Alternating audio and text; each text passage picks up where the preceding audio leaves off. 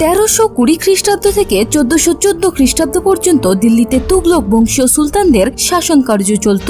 এই বংশের প্রতিষ্ঠাতা ছিলেন গাজী মালিক, যিনি গিয়াসউদ্দিন তুগলক নামেও পরিচিত ছিলেন। তুগলকরা মূলত তুর্কি বংশোদ্ভূত ছিলেন। গিয়াসউদ্দিন তুগলক নিজে একজন তুর্কি বংশোদ্ভূত ভারতীয় ছিলেন, যার পিতা তুর্কি হলেও মাতা একজন ভারতীয় হিন্দু ছিলেন। তো বন্ধুরা, ওয়েলকাম টু আওয়ার চ্যানেল এভিট্রিক্স। আজ আমরা এই ভিডিওতে তুগলক বংশের শাসনকাল সম্পর্কে জানব।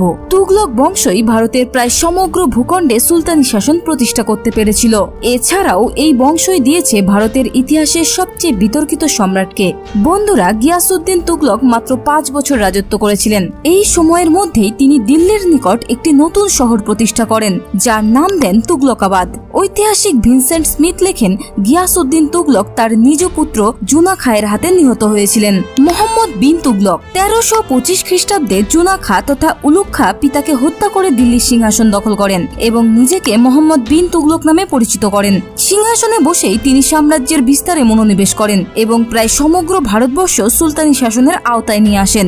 বিন তুগলক এক উচ্চ শিক্ষিত সর্বজ্ঞান সম্পন্ন সম্রাট ছিলেন। তিনি কোরআন, কবিতা ও অন্যান্য ধর্মগ্রন্থের বিশেষ জ্ঞান রাখতেন।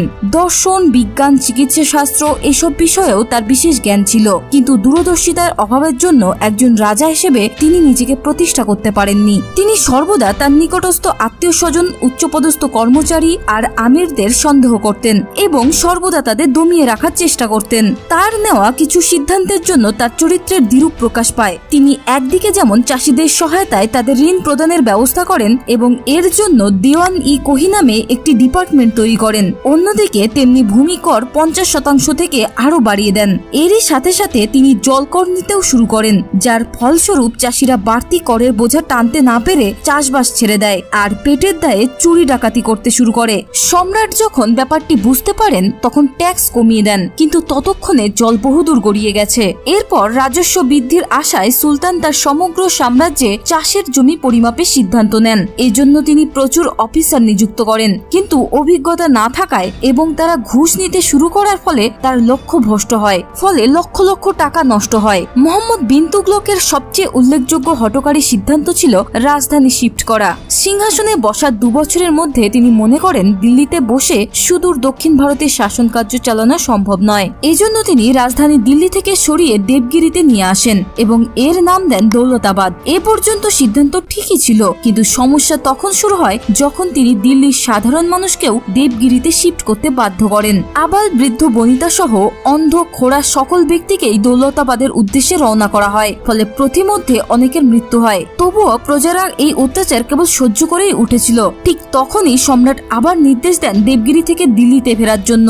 এজন্য রাজধানী পুনরায় দিল্লিতে শিফট করা হয়। এই সমস্ত কারণে মোহাম্মদ বিন তুগলকের বিরুদ্ধে দিকে দিকে জনক্ষোভ প্রকাশ পেতে শুরু করে। এসবের মাঝেই মোহাম্মদ বিন তুগলক আরেকটি হঠকারী সিদ্ধান্ত নিয়ে ফেলে। সাম্রাজ্যে আকরিক রূপার অভাব ছিল, তাই তিনি রৌপ্য মুদ্রার পরিবর্তে তামা ও ব্রোঞ্জের টোকন মুদ্রা চালু করে। এই টোকন মুদ্রার মান রৌপ্য মুদ্রার সমতুল্য রাখা হয়, ফলে অসাধু লোকজন টোকন মুদ্রা নকল করতে শুরু করে আর ওই মুদ্রা দিয়ে সম্রাটকে ট্যাক্স দিতে শুরু করে। জালি নোটে বাজার ছেয়ে যায়, ফলে সাম্রাজ্যের অর্থনীতি ভেঙে পড়ে। ফলে সম্রাট তৎক্ষণাৎ টোকন মুদ্রা বাতিল ঘোষণা করেন, কিন্তু ততক্ষণে অর্থনীতির সর্বনাশ হয়ে গিয়েছিল। আসলে টোকন মুদ্রা চালু করা সঠিক সিদ্ধান্ত ছিল, কিন্তু তিনি সেটা নকল করাটা আটকানোর ব্যবস্থা করেননি, ফলে এই সিদ্ধান্তটিও তার ফ্লপ হয়ে যায়। এসব কারণে জনগণ সম্রাটকে পাগলা রাজা বলতে শুরু করেন। দিকে দিকে তার বিরুদ্ধে বিদ্রোহ শুরু হয়। এই সময় দক্ষিণ ভারতে হরিহর ও বুক্কা নামে 2 ভাই সম্রাটের বিরুদ্ধে বিদ্রোহ করে এবং তাদের রাজ্যকে সুলতানি শাসন থেকে মুক্ত করে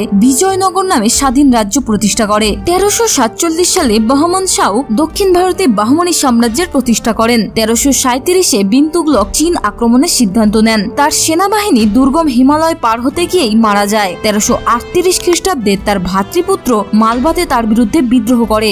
সম্রাট এই আন্দোলনও কড়া হাতে দমন করেন। দিকে দিকে বিদ্রোহের সাথে সাথে সাম্রাজ্যের সর্বত্র মহামারী আর বিশৃঙ্খলতার সৃষ্টি হয়। 1351 খ্রিস্টাব্দে গুজরাটে আন্দোলন দমন করতে গিয়ে মোহাম্মদ বিন তুগলকের মৃত্যু হয়। ফিরোজ শাহ তুগলক মোহাম্মদ বিন তুগলকের পর ফিরোজ শাহ তুগলক সিংহাসন অধিকার করেন। ফিরোজ শাহ তুগলক সাম্রাজ্যের হারানো গৌরব ফেরানোর চেষ্টা করেন। এজন্য 1359 খ্রিস্টাব্দে তিনি বাংলা আক্রমণ করেন এবং টানা 11 মাসের যুদ্ধের পর তিনি অসফল হন। ফিরোজ শাহ তুগলক প্রায় 37 বছর রাজত্ব করেছিলেন। এই সময়ের মধ্যে তিনি তিনি বেশ কয়েকটি প্রজাহিতকারী কাজ করেছিলেন। দুর্ভিক্ষ মোকাবিলায় চাষবাসের উন্নতিতে তিনি মন দেন। এজন্য যমুনা নদী থেকে সেচের ব্যবস্থা করেন। দরিদ্র মানুষদের ফ্রিতে চিকিৎসার জন্য বেশ কয়েকটি দাতব্য চিকিৎসালয় প্রতিষ্ঠা করেন।